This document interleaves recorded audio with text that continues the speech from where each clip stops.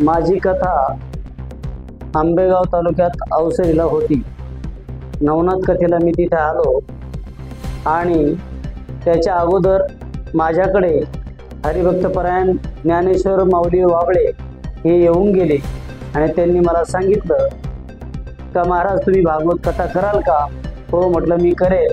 म्हणे एका मनुष्याच्या वाढदिवसाच्या निमित्ताने तुम्हाला कथा करायची आहे, त्याला तुमच्याकडे पाठवतो। म्हणून तो माझ्या भेटीला अवसरीला आला। काल्याच्या कीर्तनामध्ये त्याने मला हार आणला आणि कीर्तन झाल्यानंतर मला तो त्याच्या घरी घेऊन गेला। नंतर मला त्याने थोडीशी दान दक्षिणा दिली आणि सांगितलं बाबा मी तुमच्याकडे येतो। म्हणून तो असा 2 वेळेस माझ्याकडे आला, 2-3 वेळेस 3 वेळेस आला माझ्याकडे। पहिल्यांदा आला काही बोलला नाही, दुसऱ्यांदा आला मला म्हटलं तुमची तारीख घ्यायची मला, मी पुन्हा येतो।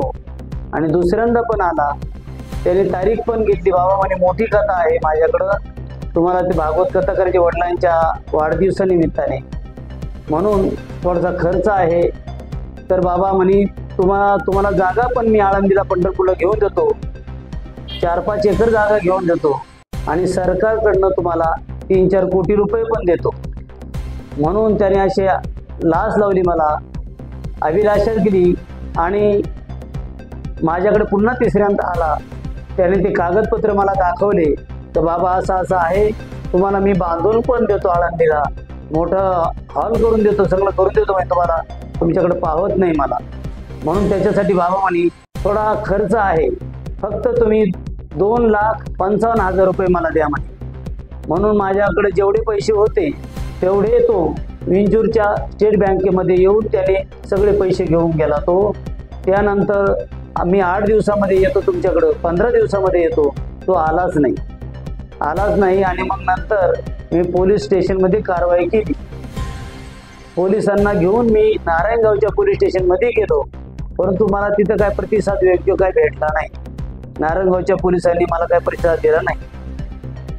मग आता शेवटी काय करावं, तरी मी पेपरला पण ती बातमी दिलेली आहे, सगळीकडे दिलेली आहे, सगळ्यांना सांगितलं। आरोपीचं नाव काय करतो? त्या आरोपीचं नाव आहे संजय बाळू बनकर। बनकर हा वारुळवाडीमध्ये राहत होता, पहिल्यांदा संस्कृती पेज 3 नंबरमध्ये राहत होता। त्यानंतर त्याने जागा बदलली, तो स्वामी विवेकानंद हॉस्पिटल शेजारी साई सिद्धी कॉम्प्लेक्स मध्ये राहतो। परंतु मी गेलो व तो तिथून निघून जातो, पळून जातो। वॉचमॅनला सांगतो तू बाहेरून कुलूप लावून घे, इथे नाही म्हणून सांग त्यांना। मग आता काय करू सांगा मी, तुम्हीच ही दखल सर घ्यावी, परंतु माझं जीवन खूप कठीण आहे। त्यानंतर मला ॲक्सिडेंट झाला माझा। मी जवळजवळ महिनाभर मी आयुष्य कोमात होतो नाशिकला। पुन्हा जवळजवळ 2-3 महिने झाले मला आता पॅरेलाइज झाला होता। 15 दिवस मी ॲडमिट होतो। भयंकर खर्च मला येतोय, काय करावं मी आता? म्हणून याची सर्वांनी दखल घ्यावी, सरकारने दखल घ्यावी आणि मला सहाय्यता करावी।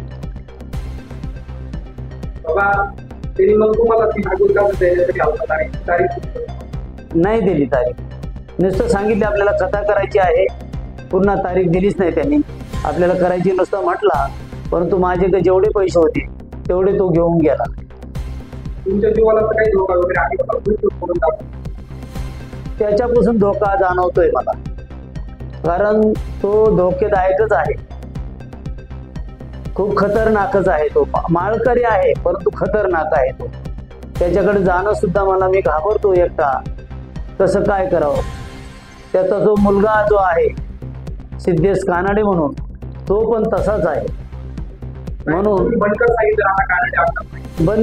बनकरचाच मुलगा आहे हा कानाडे, मला माहित नाही, पण तो म्हणतो माझा मुलगा आहे। संजय बनकर म्हणतो हा सिद्धेश कानाडे हा माझा मुलगा आहे, म्हणून त्याच्या नावावर सुद्धा याने माझ्या पैसे घेऊन माझ्याकडनं ते टाकले। काय मागणी? हो, तत्काळ त्या आरोपीला अटक करण्यात यावी आणि माझे पैसे तुरंत याने मला परत करावे। माझा निवास आहे श्री क्षेत्र नांदूर मत्वेश्वर, तालुका निफाड, जिल्हा नाशिक। याच्या अगोदर मी श्री क्षेत्र खेडले जुंगे येतो होतो आश्रमात। त्या लोकांना माहीत झालं, ट्रस्टीच्या लोकांना, म्हणून त्यांनी मला तिथून काढून दिलं. का नको असे महाराज नको म्हणे, इथं येऊन त्या लोकांनी यांना फसवलेलं आहे, म्हणून आमच्या ट्रस्टीची बदनामी होईल. म्हणून त्यांनी मला सांगितलं की तुम्ही महाराज इथून घेऊन जा, दुसरीकडे राहायला जा. म्हणून मी माझ्या स्वतःच्या क्षेत्र गावी आलो आणि तिथं मी कुटिया करून राहतो आता. तुमचा मोबाईल नंबर काय? 97 63 89 30 93 हा माझा मोबाईल नंबर आहे.